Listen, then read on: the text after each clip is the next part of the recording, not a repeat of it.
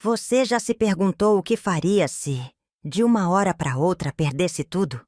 A casa, os bens, o conforto, tudo aquilo que levou anos para construir? Meu nome é Maria, mas todos me chamam de Vó Maria. E hoje quero contar a história que mudou minha vida para sempre. Uma história de perdas, recomeços e, acima de tudo, aprendizados. Porque, às vezes, é preciso perder tudo para entender o que realmente importa. Antes de continuar, quero saber: de onde você está assistindo essa história? Deixe um comentário com o nome da sua cidade. Adoro ver até onde minhas palavras chegam. E se você gosta de histórias como esta e quer apoiar o canal, não se esqueça de deixar seu like e se inscrever. Isso me ajuda a continuar compartilhando histórias de vida que podem inspirar muitas pessoas.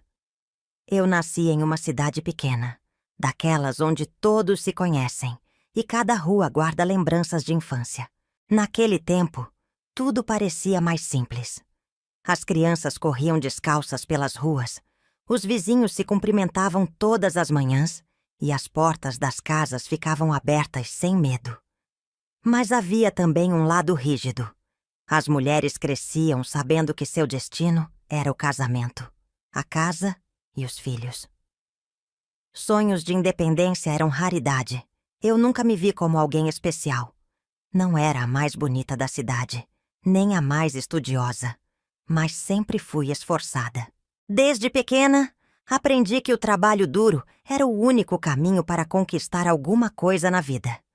Minha mãe me ensinou a costurar, cozinhar e cuidar de uma casa antes mesmo de eu completar 12 anos. Você precisa estar pronta para sua própria família, Maria, ela dizia. E eu acreditava nisso. Foi assim que conheci Antônio, o homem que mudaria minha vida. Ele era um rapaz trabalhador, de uma família respeitada. Não era de muitas palavras, mas era um homem sério, responsável. Nossos pais aprovaram o casamento.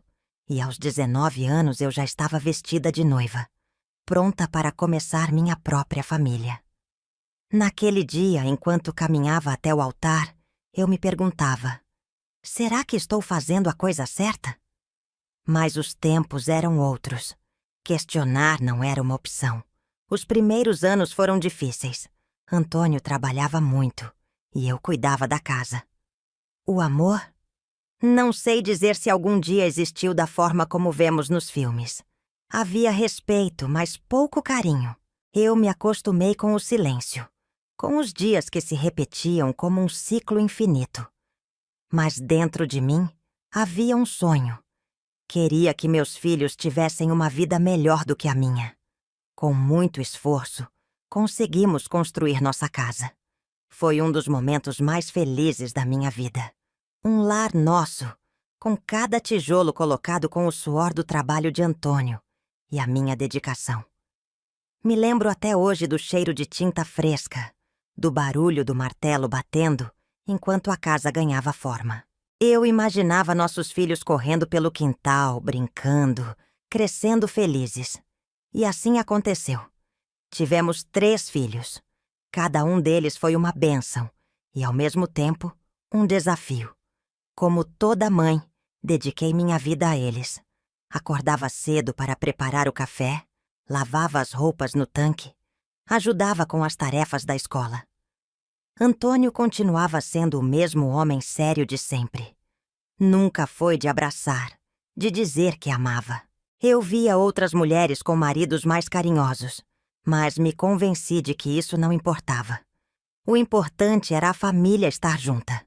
Os anos passaram, os filhos cresceram e seguiram suas vidas. A casa, que um dia foi cheia de risadas e brinquedos espalhados pelo chão, se tornou silenciosa. O que antes era um lar cheio de movimento, agora era um espaço vazio.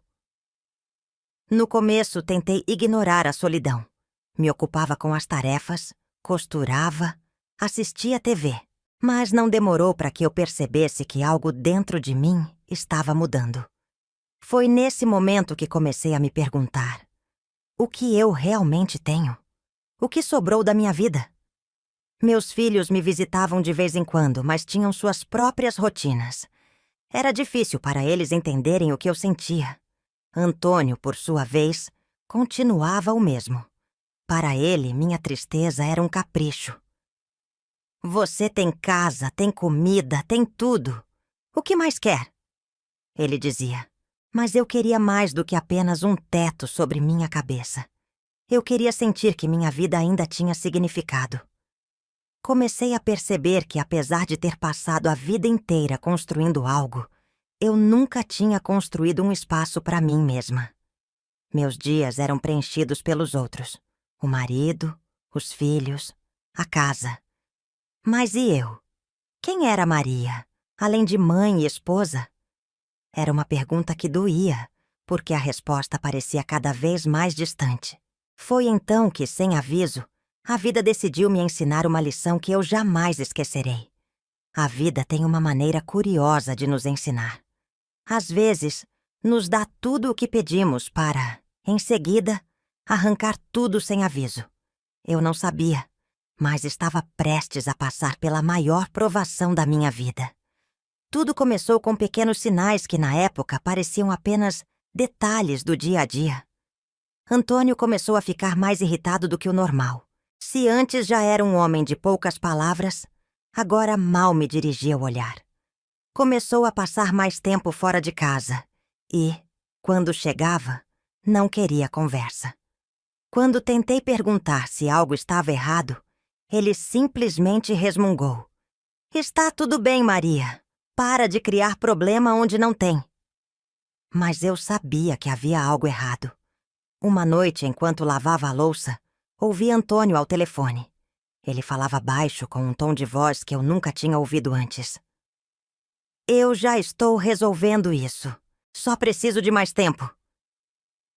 Meu coração apertou, mas decidi não perguntar nada. O casamento nos ensina a ignorar certas coisas. Foi só algumas semanas depois que tudo veio à tona. Antônio chegou em casa com um olhar que eu nunca tinha visto antes. Parecia menor, derrotado. Ele sentou-se à mesa, passou as mãos no rosto e, sem me encarar, soltou a bomba. Perdemos tudo, Maria. Por um momento achei que tivesse ouvido errado. O quê? A casa, os bens, tudo. Meu corpo ficou gelado. Minha mente tentava processar as palavras, mas nada fazia sentido. Como assim perdemos tudo? Trabalhamos a vida inteira para construir aquilo. Como de repente tudo havia desaparecido? Ele então começou a explicar, mas eu não ouvia metade do que dizia. Dívidas, negócios ruins, más decisões. Nada disso importava. O fato era um só. Nossa casa não era mais nossa. Foi nesse momento que percebi algo terrível. Eu nunca soube nada sobre nossa situação financeira. Sempre deixei que Antônio cuidasse de tudo. Desde o primeiro dia de casada, confiei que ele sabia o que estava fazendo. Nunca me envolvi, nunca perguntei. Agora, essa falta de conhecimento se voltava contra mim como uma sombra ameaçadora. E para onde vamos? Minha voz saiu baixa, quase um sussurro. Antônio não respondeu. Ele não tinha resposta. Na manhã seguinte, acordei e me sentei na beira da cama. Olhei ao redor. O quarto que montei com tanto carinho, a cortina que escolhi, os pequenos detalhes que me faziam sentir que aquele era o meu lar. Tudo aquilo teria que ficar para trás. A notícia da nossa situação logo se espalhou. Na cidade pequena onde morávamos, segredos não duram muito tempo. As pessoas me olhavam com pena, algumas com um certo tom de julgamento. Como é que eles deixaram isso acontecer? Eu ouvia cochichos pelas esquinas. Mas ninguém sabia como era estar dentro da minha pele. Vamos morar onde? Perguntei novamente. Dessa vez, Antônio teve uma resposta. Com um dos nossos filhos. Naquele momento, um nó se formou na minha garganta. Meus filhos haviam crescido, construído suas próprias vidas. Eu sempre achei que, se um dia precisasse deles, me receberiam de braços abertos. Mas Meus filhos sempre foram minha maior alegria. Eu os criei com amor, dei tudo o que pude, e nunca hesitei em me sacrificar por eles. Quando Antônio sugeriu que fôssemos morar com um deles, meu coração se encheu de esperança. Afinal, eu tinha certeza de que qualquer um dos três nos acolheria sem pensar duas vezes. Mas, pela primeira vez na vida, comecei a perceber que nem sempre os filhos enxergam os pais da mesma forma que os pais enxergam os filhos. A primeira opção foi nosso filho mais velho, Carlos. Ele sempre foi um homem de família, bem-sucedido, casado, com 2 filhos pequenos. Antônio ligou para ele e explicou nossa situação. Houve um silêncio do outro lado da linha. Depois de alguns segundos, Carlos respondeu de forma hesitante. Pai, eu sinto muito pelo que aconteceu, de verdade. Mas a casa aqui já é apertada. As crianças precisam de espaço. E minha esposa... Ela acha que seria complicado. Eu queria ajudar, mas não sei se seria o melhor para todos. Quando ouvi essas palavras, senti como se alguém tivesse puxado o chão sob os meus pés. Era meu filho, o menino que embalei nos braços, que acalentei quando tinha febre. O mesmo filho que tantas vezes disse: "Mamãe, eu te amo." Agora ele não tinha espaço para mim. Respirei fundo e engoli as lágrimas. A segunda tentativa foi com minha filha do meio, Luísa. Ela sempre foi uma mulher independente, batalhadora, e eu tinha esperanças de que ela nos ajudaria. Mas quando Antônio falou com ela, a resposta foi semelhante. Pai, eu não posso. Meu apartamento é pequeno. Eu trabalho o dia inteiro. Mal consigo dar conta das minhas próprias coisas. Eu adoraria ajudar, mas não tenho como. Vocês não podem tentar com Carlos ou Ricardo? Ricardo era o caçula, o filho que sempre foi mais apegado a mim. Eu tinha esperança, mas também sabia que ele ainda estava construindo a própria vida. Quando ligamos para ele, sua resposta foi doce, mas igualmente devastadora. Mãe, vocês sabem que eu faria qualquer coisa por vocês, mas mal consigo pagar minhas contas. Como vou sustentar 2 pessoas a mais? Eu queria tanto poder ajudar, mas simplesmente não posso. Naquele instante, uma verdade cruel me atingiu. Eu não tinha mais um lar. Passei a noite em claro, deitada na cama que em breve não seria mais minha. Eu não queria acreditar que depois de uma vida inteira de dedicação à minha família, meu destino agora era incerto. Meu coração não conseguia aceitar que os mesmos filhos que eu ajudei a criar não tinham espaço para mim. Mas algo dentro de mim dizia que o erro não era deles. O erro foi meu, por nunca ter pensado que um dia eu poderia precisar de mim mesma. No dia seguinte, com poucas opções, Antônio e eu fomos para a casa de uma prima distante, que nos ofereceu abrigo por alguns dias. O primeiro jantar naquela casa foi silencioso. Meu marido, que sempre foi um homem duro, agora parecia menor do que nunca. Ele encarava o prato sem dizer uma palavra, como se estivesse tentando entender onde tudo havia dado errado. Mas eu já sabia onde. Nós nunca nos preparamos para a possibilidade de perder tudo. Não tínhamos economias guardadas, não tínhamos um plano B. Sempre acreditamos que a estabilidade que construímos nos sustentaria até o fim da vida. Agora estávamos sem casa, sem renda e, acima de tudo, sem rumo. Eu tentava ser forte, mas naquela noite, quando deitei em um colchão improvisado no chão, as lágrimas vieram sem que eu pudesse conter. Eu chorei por tudo que perdi, por tudo que acreditei ser eterno e que se desfez diante dos meus olhos. Antônio, ao meu lado, continuava em silêncio. Mas pela primeira vez, percebi que ele também tinha medo. O homem forte, que sempre segurou as rédeas da família, agora estava perdido. E pela primeira vez, entendi que se eu quisesse mudar nosso destino, eu teria que ser a força que ele já não conseguia ser. Na manhã seguinte, levantei-me antes do sol. O colchão improvisado no chão me deixou com dores no corpo. Mas não foi isso que me fez acordar tão cedo. Era o peso da realidade. Eu não tinha mais um lar.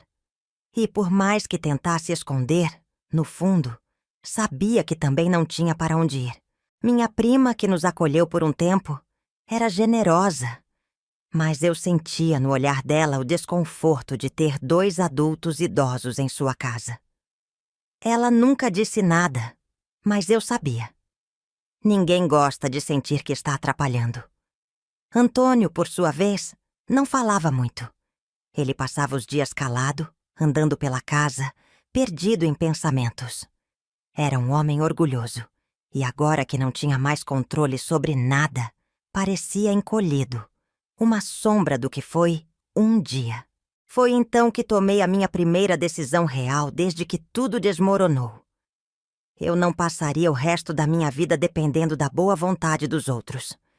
Eu nunca tinha trabalhado formalmente. Sempre fui dona de casa, mãe, esposa.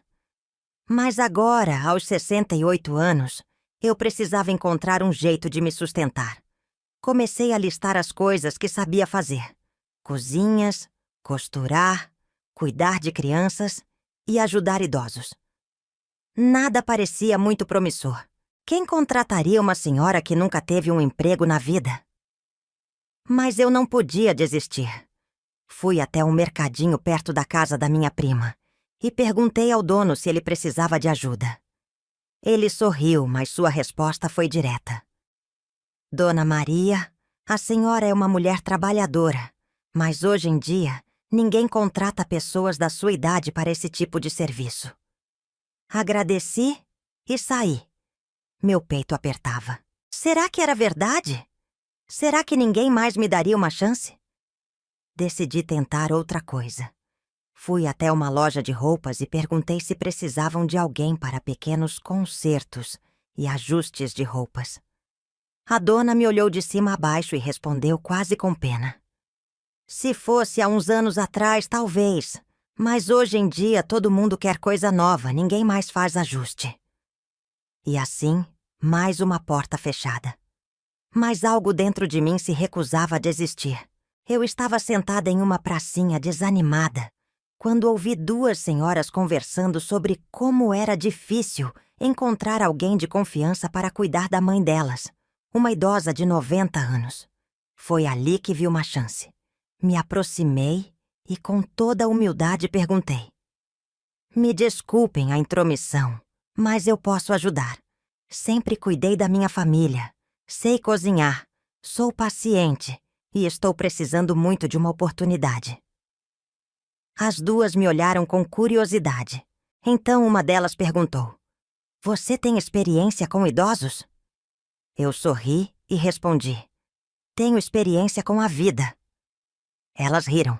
Conversamos por um tempo e no dia seguinte comecei a cuidar da mãe delas. Foi um trabalho pequeno, apenas algumas horas por dia. Mas era o primeiro passo. E naquele momento, eu senti que ainda tinha valor. Com o pouco dinheiro que comecei a ganhar, comprei alguns tecidos e linhas e voltei a costurar. Anunciei para as vizinhas da minha prima que fazia pequenos ajustes em roupas. Algumas riram, mas outras trouxeram peças para eu consertar. E assim, devagar, eu comecei a construir minha independência. Antônio, no começo, não gostou. Ele não aceitava até a ideia de eu trabalhar. Maria, você não precisa disso. Somos velhos. Devíamos estar descansando. Mas eu olhei nos olhos dele e disse: Se fôssemos esperar alguém cuidar de nós, já estaríamos na rua. Prefiro lutar do que esperar que a sorte mude. Pela primeira vez em meses, vi algo diferente no olhar dele. Talvez um resquício da mulher forte, que ele nunca soube que eu era. E assim, começamos a reerguer nossa vida. Os dias começaram a se transformar em semanas, e as semanas em meses. Aos poucos, meu trabalho foi se espalhando. As vizinhas que antes olhavam com desconfiança começaram a me procurar. Algumas para ajustes nas roupas, outras para encomendar pequenas costuras. Dona Maria, minha blusa rasgou. Será que a senhora pode dar um jeitinho? Ou, minha calça precisa de um ajuste na cintura, quanto a senhora cobra? E assim, um pequeno fluxo de dinheiro começou a entrar. Era pouco, mas era meu. Pela primeira vez em muito tempo, senti que tinha algo que pertencia só a mim. O trabalho como cuidadora também cresceu. A mãe daquelas senhoras que me deram uma chance gostava de mim. E logo outras famílias começaram a me chamar. Era cansativo. Eu não vou mentir. Cuidar de uma casa, de um idoso, fazer costuras. Mas havia algo diferente agora. Eu não estava mais esperando pela ajuda dos outros. Eu estava construindo minha própria segurança. Enquanto isso, Antônio continuava o mesmo. Ele passava os dias sentado na cadeira da varanda, olhando para o nada. No fundo, eu sabia que ele carregava o peso da culpa. Ele se sentia responsável por termos perdido tudo. E no começo, eu também o culpei. Mas, com o tempo, entendi que não era só culpa dele. Eu mesma nunca questionei, nunca perguntei, nunca participei. Eu confiava que tudo ficaria bem, que nada nunca mudaria. E essa foi minha maior ilusão. A vida nos dá sinais, pequenos alertas de que algo precisa mudar. Mas muitas vezes escolhemos ignorar, porque mudar dá medo. Com os meses de trabalho e com cada centavo que economizei, finalmente consegui juntar um valor para alugar um quartinho só para nós dois. Era pequeno, apertado, mas era nosso. O dia em que nos mudamos foi um dos mais emocionantes da minha vida. Eu olhava para aquele espaço minúsculo, com um colchão no chão e uma mesinha velha no canto, e sentia que estava conquistando algo. Não era uma mansão, não era a casa dos nossos sonhos, mas era um recomeço. Antônio olhou ao redor, passou as mãos pelos cabelos brancos e suspirou.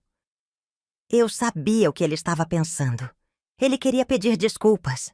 Ele queria me dizer que sentia muito, mas não precisou. Apenas sentei ao lado dele, segurei sua mão e disse: "O importante não é onde estamos agora, mas o que ainda podemos construir." Naquele momento, algo dentro dele mudou. Pela primeira vez em muito tempo, ele parou de olhar para o passado e começou a enxergar o futuro. Olho para trás e percebo que perder tudo foi, na verdade, um presente. Foi doloroso, foi humilhante, foi assustador. Mas se não tivesse passado por isso, nunca teria descoberto minha verdadeira força. Aprendi que a vida é feita de ciclos. O que parece permanente, um dia pode desaparecer. Nada é garantido, nem dinheiro, nem segurança, nem mesmo o amor. Mas existe algo que ninguém pode tirar de nós: nossa capacidade de recomeçar. Eu achava que depois dos 60 anos minha vida já estava escrita, que eu só precisava esperar o tempo passar. Mas a vida me provou que nunca é tarde para recomeçar. Se você está passando por um momento difícil, eu entendo você. Se sente que perdeu tudo e não sabe por onde recomeçar? Acredite, existe um caminho. Se sente que o tempo passou e que não há mais oportunidades, saiba que enquanto houver vida, sempre há esperança. Se eu conseguir sair do fundo do poço, construir algo do zero e recuperar minha dignidade, você também pode. O segredo? Nunca se enxergue como um fardo. Nunca acredite que é tarde demais. Nunca aceite que sua vida acabou enquanto seu coração ainda bate no peito. Hoje moramos em uma casinha simples, mas cheia de paz. Antônio já não se culpa mais, e eu aprendi que não podemos passar a vida inteira esperando que alguém cuide de nós. O que realmente importa não são as coisas que acumulamos, nem as certezas que achamos que temos. O que importa é o amor, a coragem, a disposição de levantar todos os dias e tentar mais uma vez. E se a minha história tocou você, deixe seu comentário aqui. Quero saber o que você achou, se já passou por algo parecido ou se conhece alguém que precisa ouvir essa mensagem. E, se você acredita que mais pessoas precisam ouvir essa história, compartilhe esse vídeo. Quem sabe, talvez alguém, em algum lugar, esteja precisando de um pouco de esperança hoje. E antes de ir, não se esqueça de deixar seu like e se inscrever no canal. Isso me ajuda a continuar contando histórias que podem transformar vidas. Eu sou Vó Maria e essa foi a minha história. Obrigada por me ouvir até o fim.